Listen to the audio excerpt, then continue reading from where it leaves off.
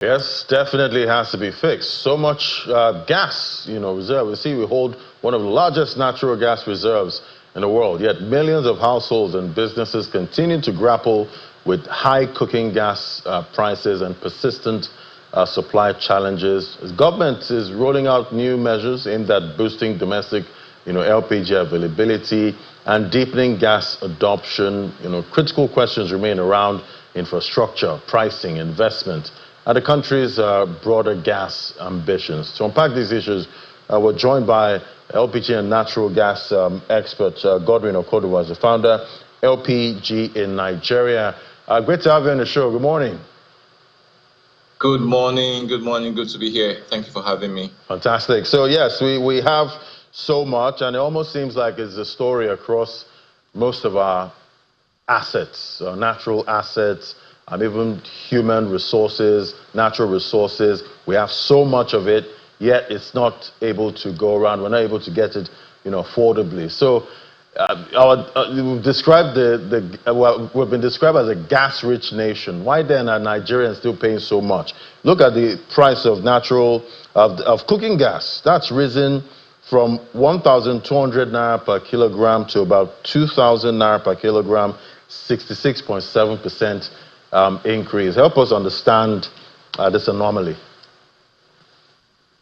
Oh, well, this is no longer the case anyway. It has since dropped, and this was a temporal disruption in the market. It happened just in May. Before the Salah, those that bought LPG before the Salah were surprised by the end of May to see price change. And this is not the normal case, and it happened as a result of shortage in supply. We had supply issues. If you look at NMDPRA facts, you would see that the supply dipped in May, and that was what affected the market.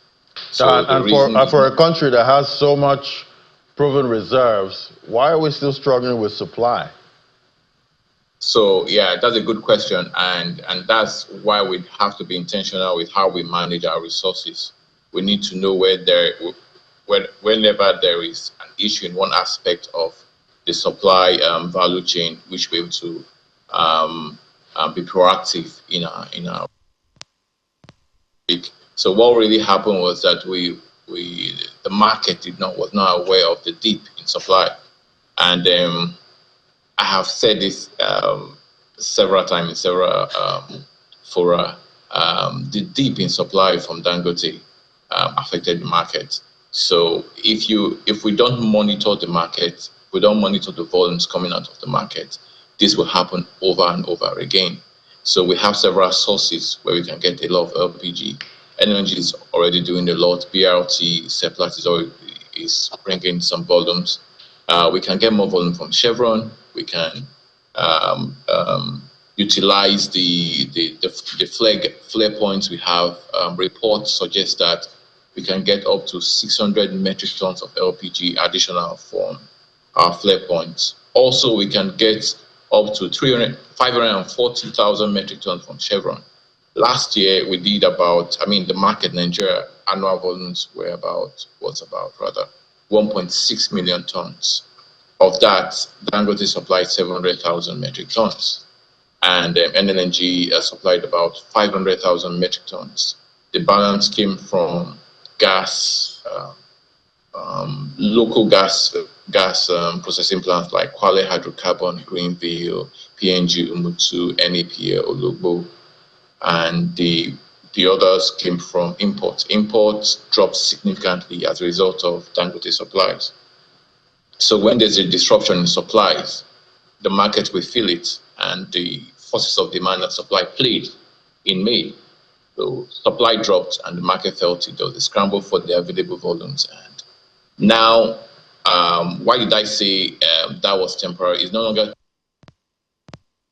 very fast. It has dropped so fast within a week from 2,000 to say 1,600 thereabout, and it's still dropping. It's still dropping because 1.6, which is still quite high at 1.6. Still high. Yeah. Still very high, yes. So what is going on is that retailers who bought expensive products would not drop drastically. They have expensive stock. So as new stock comes in, prices drop. What you find right now is a scramble to offload, because you want to curtail your losses, you want to manage your losses. So there's a scramble to upload your stock, and prices are now dropping, which is good for the market. All right, and I hope the prices drop, even further, at this point. But let's look at the international gas market now. We've seen price rise from it used to be about $2 something for a while for about MMBTU. That has risen to about $3.20. Current price about $3.33, up about 4% today. In 7 days, is up about 7%. So is there a chance the international, gas price market has some kind of influence for our domestic market?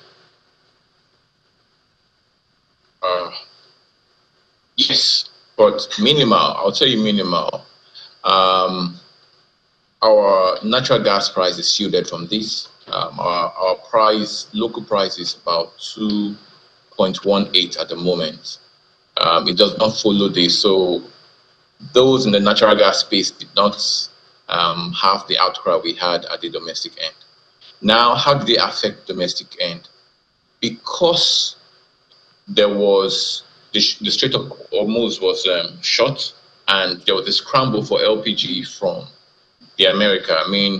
North America, Central America. There was a scramble for it, so it was difficult for those who would want to import to get it quickly. There was additional premium, all right, apart from the fact that the market did not have the required information to incentivize the importation, because you don't want to lose.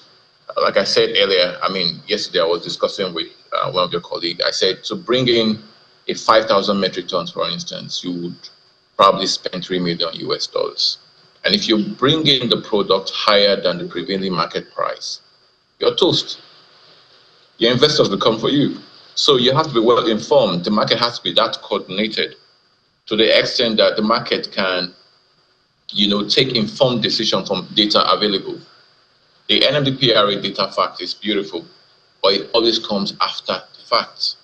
If we have a system where marketers can read what is going on and quickly act on what's happening. But to go back to your question, yes, there was a scramble for LPG from America, and it was difficult getting products, and there was premium on it. Interestingly, I monitored the international LPG price. It didn't quite react the way other prices reacted. It started reacting about that May period, but it retreated quickly. Immediately, there were signs, there was some optimism about the peace agreement between US and Iran, and it has retreated close to pre-war levels currently. All right, so still looking domestically now, we see the federal government, they've unveiled, fresh measures to boost LPG supply. Do these initiatives address the root causes of the problem, or are they merely, short-term fixes, in your opinion? I would say that the LPG industry has been deregulated for a long time. All right, we had the support of the NLNG at the start of this domestic LPG scheme. They subsidized their vessel supply at some point when the market was too small to, rent their own vessel. So there was some subsidy at some point, that kind of subsidy. But for more than a decade, the market has been driven by forces of demand and supply, and the activities has been driven by purely private sector. So imports, you're not going to ask the private sector to import without guaranteeing profit. All right, the two vessels that came in from Navgas and Rain Oil were private sector driven. Nobody had to mandate them to bring in LPG. They saw the gap and they brought in LPG. So I read the communique. There's no hoarding going on. that's also after the fact. Marketers, retailers are offloading, or else they're toast. Everybody's trying to manage their losses. So you cannot mandate marketers to import. You have to show them that when they import, it will be okay. They will make profits. So marketers will naturally import, but they have to be sure about their figures. All right. If you tell us that Dangote is no longer going to supply of data has actually showed that Dangote is not going to do 700,000 metric tons this year. From if we look at the previous performance last year, they may not do 700,000 this year. So that creates a gap, and that creates an incentive. All right. So the government cannot mandate, except the government is saying, if should you lose, we are going to assure that you'll be profitable. All right. I guess, at this point, exchange rates, that's been stable for a while now. So that's not an issue right now. I know before now that was an issue for, gas prices, but I guess it's a supply matter now. All right. Thank you so much, Mr. Godwin Okodo, as a founder, LPG in Nigeria. And I hope those prices continue dropping for, cooking gas. Where do you see it dropping next to? Well, I think we have to be careful. Are we actually supplying the actual volumes required for the market, or what we're experiencing is market sentiment? Because it's very possible it may just be that fear, prices are dropping, and the next thing we find is that there are no volumes in the market. What happens? It jumps up. It's just natural. Right. So we have to be very careful. So going forward, the authorities have to watch our volumes, and it has to be dynamic.